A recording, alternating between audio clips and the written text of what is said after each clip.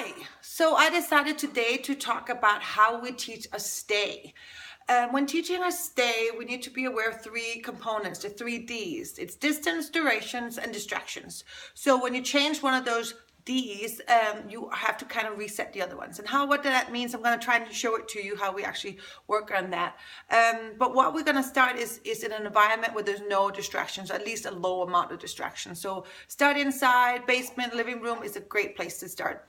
So what we work on first, and I teach this in my classes, is duration.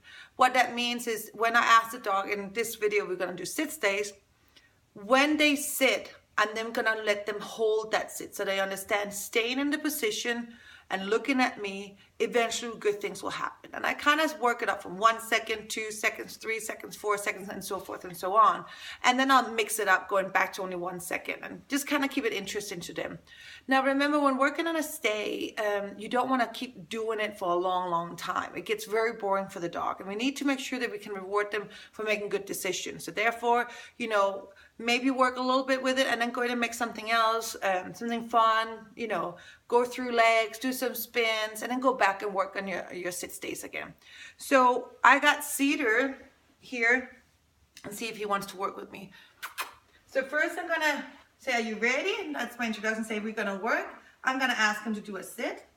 And then remember, we use the marker word yes, if we don't use a clicker, to mark him and say, what you did there is the reason why you get the treat. So now we're going to work on duration. So I'm going to say yes. And remember, yes first, then treat. I'm going to wait 1 second. Yes, he gets a treat. I'm going to wait 2 seconds.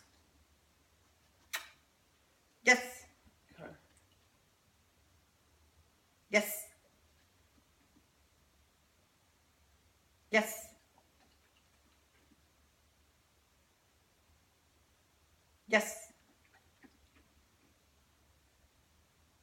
Yes. Free, that was good. Good puppy.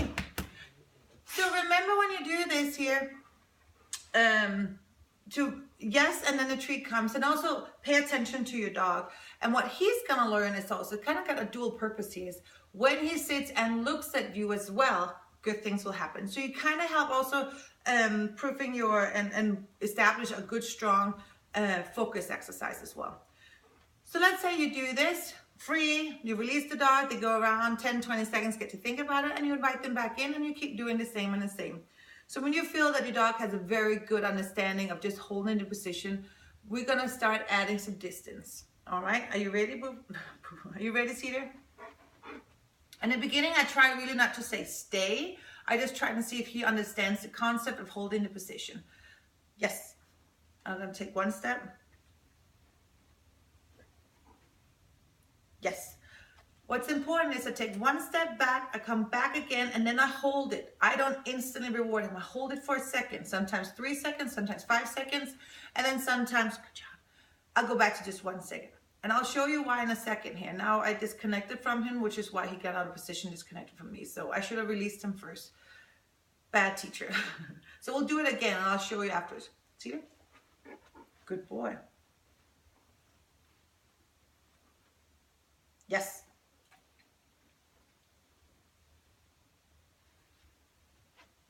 Yes.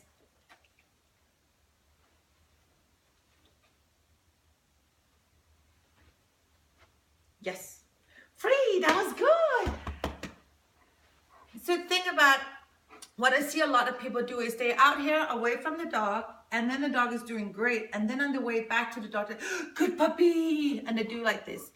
Most dogs, they pop out of position to come and greet you. And what's going to happen is they got rewarded for popping out of position and coming to you. So we don't want that. That's send mixed signals. The definition of a stay is hold your position until I release you, no matter what's going to happen, no matter what the distraction is. And that's what we're working towards. So you need to be very clear in your communication with your dog, saying, even if I come back here, even if I decide to go away again, even if I do all these things, you hold it until I say yes. You get a treat for holding it, and then I will release you. All right? So I'm just going to get some more cheese here for Cedar. And what you also saw is I didn't have to use the stay command yet.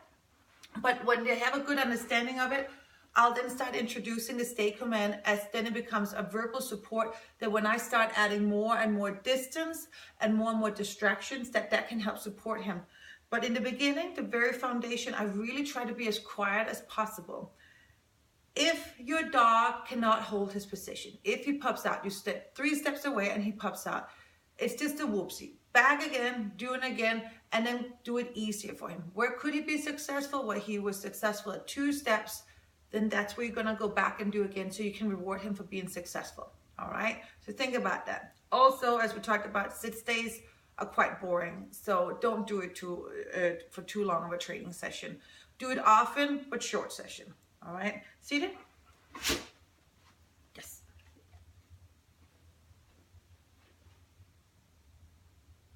So now I add distance and duration. I took 2 steps away and then I actually waited 3 seconds. I come back, I wait, yes. So when you work on all this here, then you're gonna start adding some distraction to kind of proof the behavior. And I will show you an example. Can you do a jumping jack? Oh, I couldn't. Let's try again. So let's say your dog can't handle jumping jack. What we'll do instead is, can he just handle a jump? He could? Yes. Can he then handle a arm swinging? Yes. Now we're gonna try jumping jack again. Yes. 3, that was good.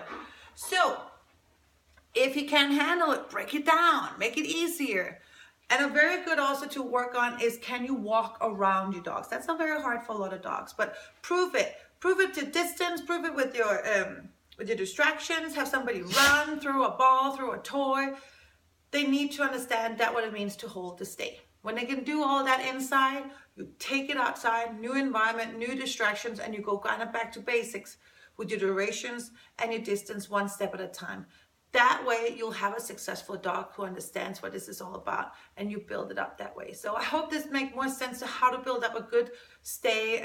Many times when I see it in class or come home to people and the dogs, they say they can do a stay, it's kind of a wishy-washy stay. The dog doesn't understand it. It's simply because the owner hasn't taken the time to really show the dog that the stay is in new environments, different contexts, different distractions, and prove it that way. So again, it's not because the dog is being disobedient to you, it's just because you haven't taken the time to really show him that what he needs to do is to hold the position. So I hope that makes sense. Have a good day. Bye.